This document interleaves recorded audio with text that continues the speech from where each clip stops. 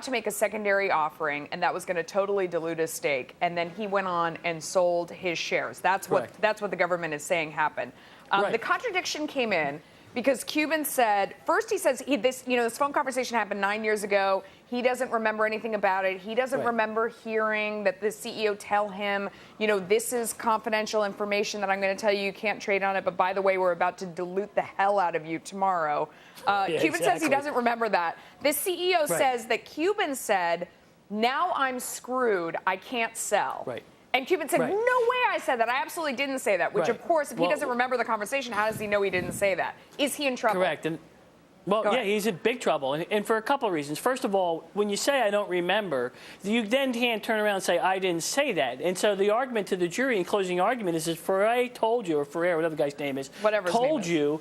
Yeah, whatever it is. He told you what happened during the conversation, and Mr. Cuban told you that he didn't remember. So it's not a he said, she said. It's a he said, and it's a I said, I don't remember. So the problem with Cuban is he's got two folds, and I'll make it quick. The second one is that this whole thing about the SEC is beating up on me. That's his defense.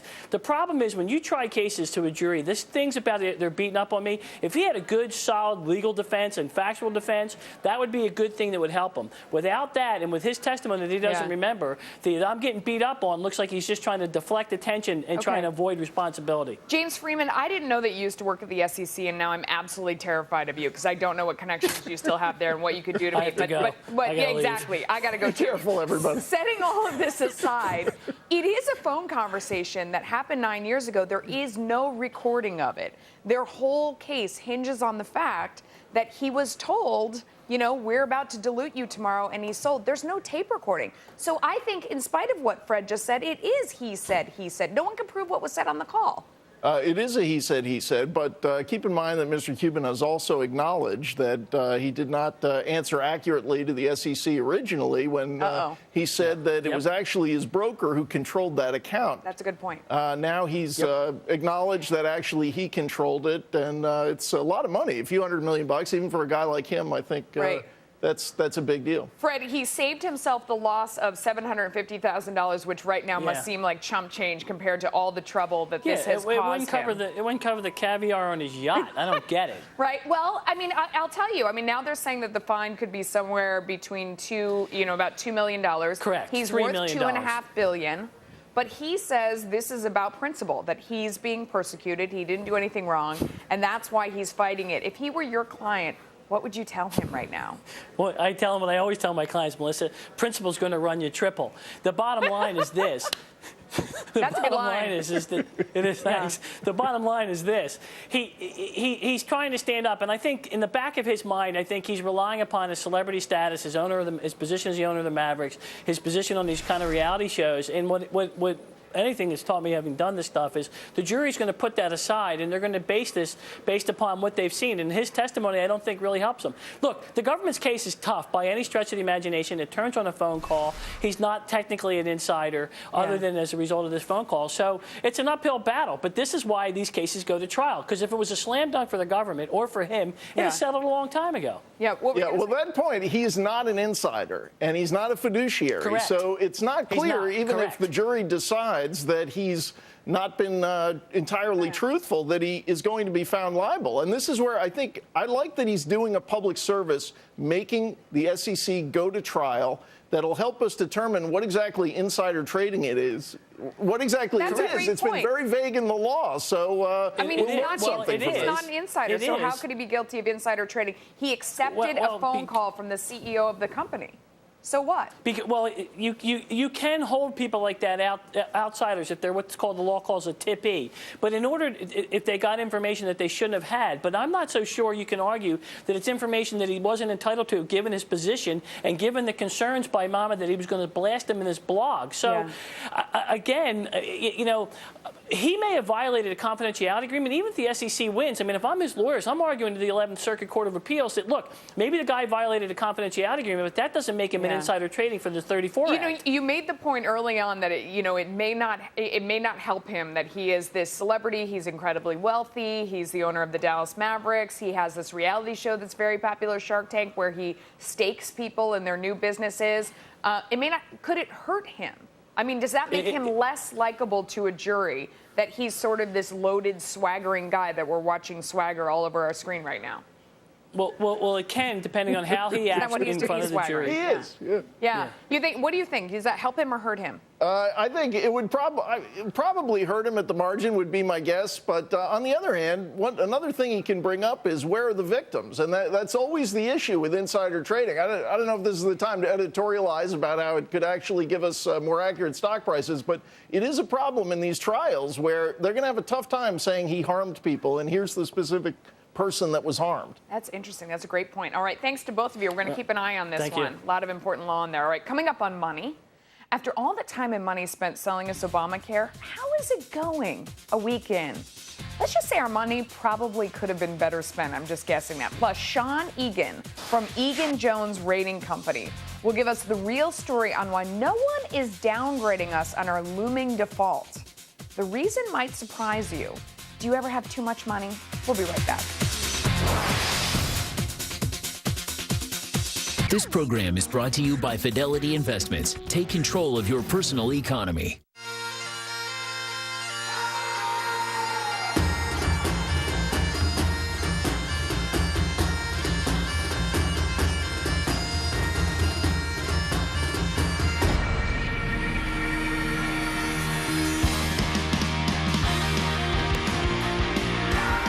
Make it happen with the all-new Fidelity Active Trader Pro. It's one more innovative reason serious investors are choosing Fidelity. Get 200 free trades when you open an account. Customer Aaron Swenson ordered shoes from us online, but they didn't fit. Customer's not happy, I'm not happy. Sales go down, I'm not happy. Merch comes back, I'm not happy. Use UPS. They make returns easy. Unhappy customer becomes happy customer. Then, repeat customer. Easy returns, I'm happy. Repeat customers, I'm happy. Sales go up, I'm happy. I ordered another pair. I'm happy. I'm happy. I'm happy. Happy. Happy. Happy. Happy. Happy, happy. I love logistics. Advanced genomic testing, now offered by Cancer Treatment Centers of America, profiles the genomic makeup of a patient's individual cancer, which may reveal treatment options that weren't considered previously. This is an area which holds incredible promise for patients with cancer. Learn more about how advanced genomic testing can guide precision treatment options at cancercenter.com. Genomic testing is the future of cancer in every possible way. Cancer Treatment Centers of America, care that never quits. Appointments available now. So I can reach Ally Bank 24/7, but there are no branches? 24/7. I'm sorry, I'm just really reluctant to try new things. Really? What's wrong with trying new things? Look, Mommy's new vacuum. You feel that in your muscles? Drink water. It's a long story. Well, not having branches lets us give you great rates and service. I'd like that. A new way to bank, a better way to save. Ally Bank. Your money needs an ally. Obamacare will begin any day now, but it's unaffordable, unworkable, and it's unfair. Thankfully, Republicans have voted to fund the government without funding Obamacare. But Harry Reid and the Democrats in Congress are forcing a government shutdown to get their way.